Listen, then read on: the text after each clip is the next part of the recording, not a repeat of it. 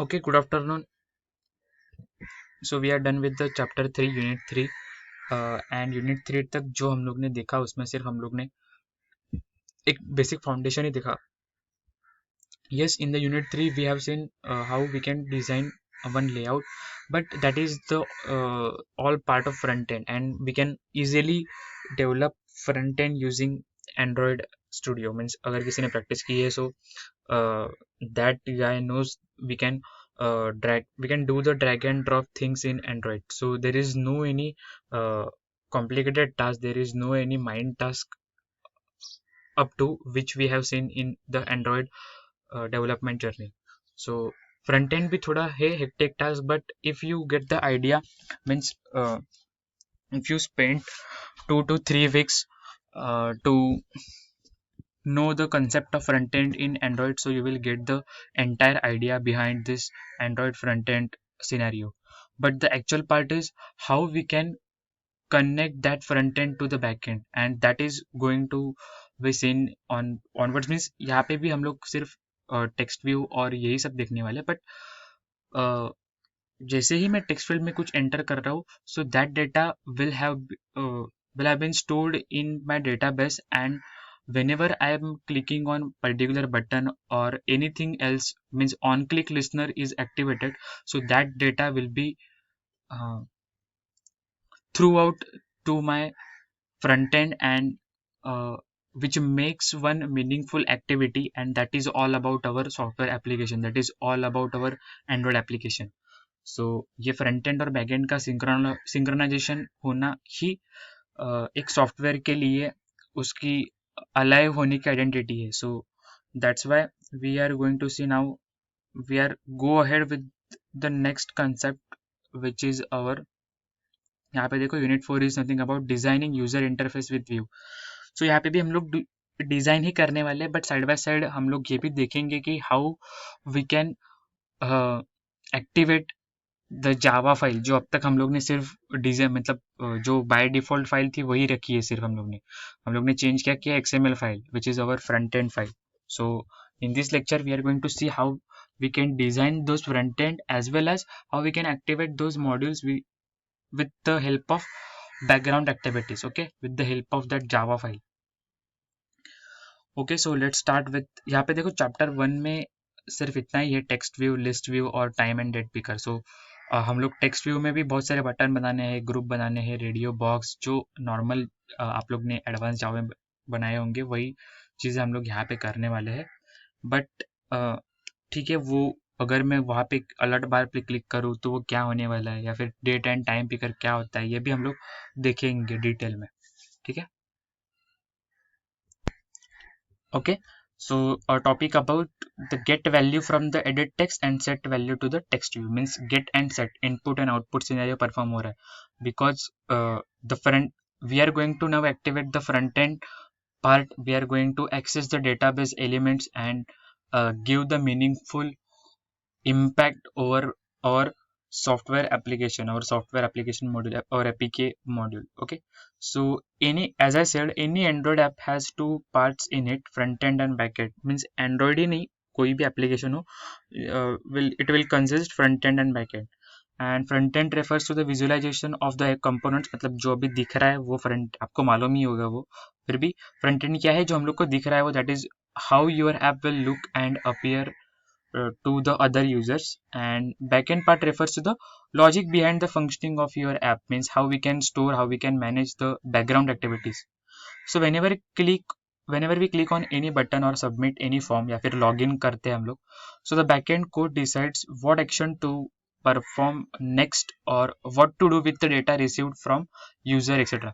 So the role of backend activity is what? Whenever we click on something, whenever we right click, whenever we hover on something, so a particular action is performed, and that activity, that action is carried out with the help of this backend activity. Okay, so in our previous okay, so now in our example we will take input from the user through edit text. Okay, so हम लोग edit text कैसे, अभी our goal is to how we can set one edit text, how we can set one text view, how we can set one button on in our screen. So वो हमारा गोल है.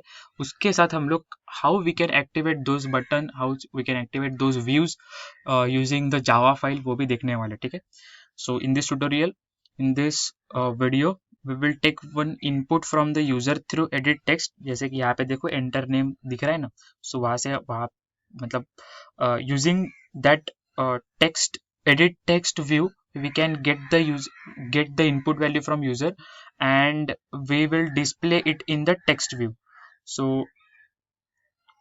हम लोग वो get करेंगे और टेक्स्ट व्यू में display करेंगे. Text view is nothing about our label. Okay, so after this we will create one label and using that label या फिर on that label we are going to display that information which we are get already using the edit text. Okay, so additionally we will also get to see a button click listener that is used to define the action.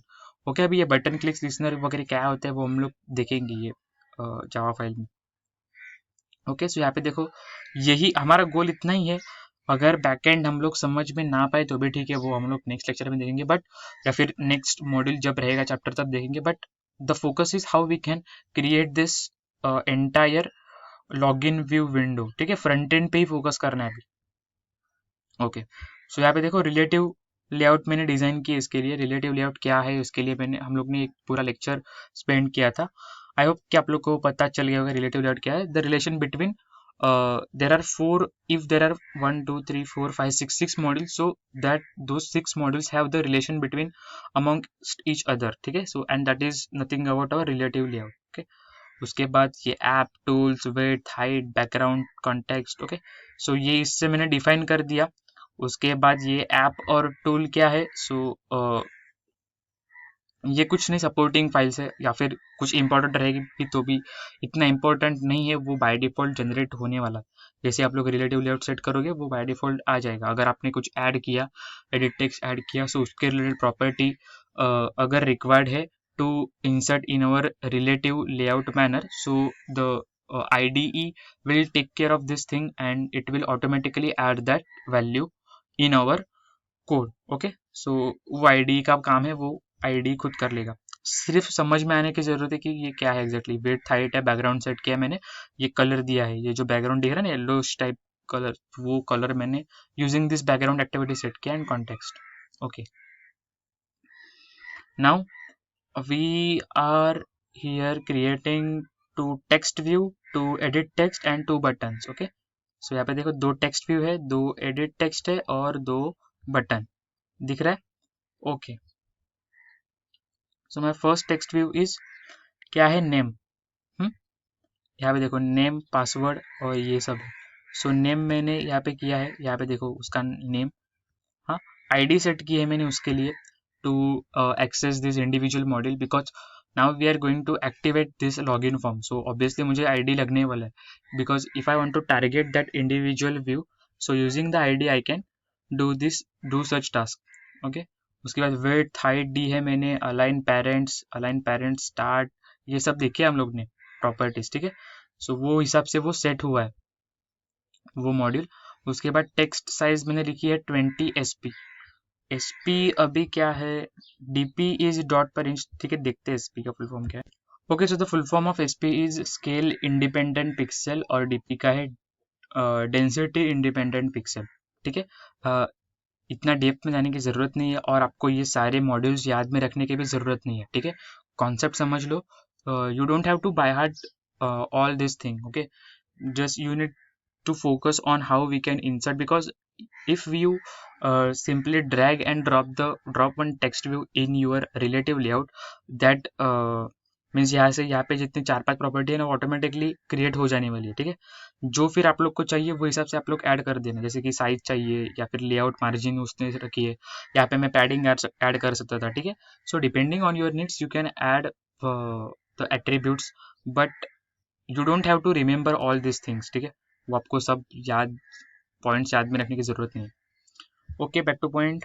ये सिर्फ क्या है, ये सिर्फ measurement unit है. SP और DP इतना dip में जाने की ज़रूरत नहीं है. सो मैंने 20 रख दी है साइज उसकी, और मार्जिन भी मैंने रख दी है 20 dB. मार्जिन क्या होता है आपको पता है, with respect to parent it can resize the position. Okay, name के लिए किया, सेकंड मैंने किया पासवर्ड के लिए, सेम ही है। पासवर्ड के लिए भी मैंने 20 SP उसकी साइज रख दी। उसके बाद यहाँ पे देखो मार्जिन टॉप और बिलो, मार्जिन सिर्फ टॉप में ही दी है। लेआउट बिलो, अलाइन लेफ्ट, ये सब रिलेटिव लेआउट की प्रॉपर्टीज है, वो मैंने with respect to ID set कर दी उसको। ठीक है, that's it. Okay, now I am creating one edit text for my name, जहाँ पे मैं एंटर नेम कर सकता हूँ, मतलब नेम रख सकता हूँ। सो हिंट दी है मैंने, hint is my hint is working as a placeholder in Android Studio. Okay, उसके बाद विड्थ हाइट दी है। EMS क्या है, EMS देखते क्या है। Okay, EMS is the unit of measurement, means we set the EMS as 10. So studio gets ID gets that idea of how we can wide those element. So 10 मैंने size रख दिया तो उसके हिसाब से वो सेट होने वाला है। ओके, इनपुट टाइप क्या है, टेक्स्ट पर्सन नेम। सो टेक्स्ट पर्सन नेम से ही मैं एक्सेस कर सकता हूँ उसे। ठीक है, ये टाइप है उसका, और ये सब उसकी प्रॉपर्टीज है किसकी, रिलेटिव लेआउट की, ट्रू ट्रू जो आप हम लोग ने देखी थी। ठीक है, उसके बाद है दूसरा पासवर्ड के लिए। ठीक है, ये EMS मैंने सेट कर दिया, मतलब ये जो साइज है ना उसके, वो कितना वाइड होना चाहिए। यहाँ पे देखो ये जो साइज है पूरी, वो पिंक कलर की लाइन आ रही है। So that is all about our EMS। Okay, रख दी। उसके बाद मैंने मार्जिन राइट और मार्जिन एंड यहाँ पे सेट की है। Okay okay, now I am creating two buttons as first button is ये तो सारे रिलेटिव लेआउट के प्रॉपर्टीज उस लोग ने यूज किया, align parents left to set that individual button on that accurate position. Okay, इसके लिए हम लोग ने ये यूज की है। और मार्जिन रखी है और टेक्स्ट दिया है सबमिट, दैट्स इट। इधर टेक्स्ट दिया है रिसेट, और क्या किया है, सेंटर हॉरिजॉन्टल ट्रू के, ये तो उसकी प्रॉपर्टीज है। क्योंकि मैंने कुछ स्पेशली कुछ किया नहीं है, सिर्फ अलाइनमेंट के लिए मैंने बहुत सारी प्रॉपर्टीज यूज की है। और ये किसके लिए है, and this will be my 30 SP। और एक क्या, टेक्स्ट व्यू, यहाँ पे किधर पे तो टेक्स्ट व्यू रहेगा जो रिजल्ट जनरेट करने वाला, मैं कौन सा पासवर्ड डाल रहा हूँ वो उसके लिए आई गेस ये उन लोग ने बनाया है। ठीक है, okay, now next is my in the main activity dot java we will define a global variable as follows. ठीक है, so now we are going to, यहाँ पे देखो अभी मैंने ग्लोबल वेरिएबल बनाया, edit text, so edit name, edit password, these are my two variables, then result is my next variable, then button submit, button reset. Okay, so before this we skip this part and we directly take the Java file as it is. We do not update this file, we do not make changes on this file, but now we want to access this, like if the user has entered his name, has entered his password, so and whenever he click on the individual button, so that thing, that login thing will work on the using this edit text और text area या फिर button। so उसके लिए हम लोग ये define कर रहे हैं to get the result to process the thing which is coming from user. Okay, after setting the main layout using set content view method in the on create, यहाँ पे देखो set content view r dot layout main activity, ये मैंने एक method set की है। attach the global variable that we define to the GUI views using find view by id method as shown below। ठीक है, सो ये लिख के मैंने क्या कर दिया है, जो मेरी activity dot main है उसके साथ, मतलब जो XML फाइल है वो और जावा फाइल ये कनेक्ट कर दी है। Now using this find view bye ID, ये मेथड बिलोंग करेगी सेट कंटेंट व्यू के लिए। ठीक है, इसके अंदर ही ये मेथड आने वाली है। ये सब जावा में आपका हो गया होगा, अगर नहीं भी हुआ है तो फोकस करो कि ये उसकी मेथड है, इतना ही इंपॉर्टेंट रखो, इतना ही याद में रखो, सब चीज़ें याद में रखने की जरूरत नहीं है। ठीक है, जैसे कि ऑन क्रिएट मेथड क्या है, so on create method attach the global variables that were defined to the GUI views. So on create जितने भी GUI व्यूज मैंने रखे हैं वो और जावा ये दोनों को कनेक्ट करने का काम ऑन क्रिएट कर रही है। ठीक है, और यहाँ पे जो अभी एग्जैक्ट ऑपरेशन हो रहा है वो अभी हम लोग नेक्स्ट लेक्चर में देखेंगे, because I guess this is too much for this period, this lecture, to know the front end of the login page. ठीक है, बैकएंड एक्टिविटी हम लोग नेक्स्ट लेक्चर में देखेंगे।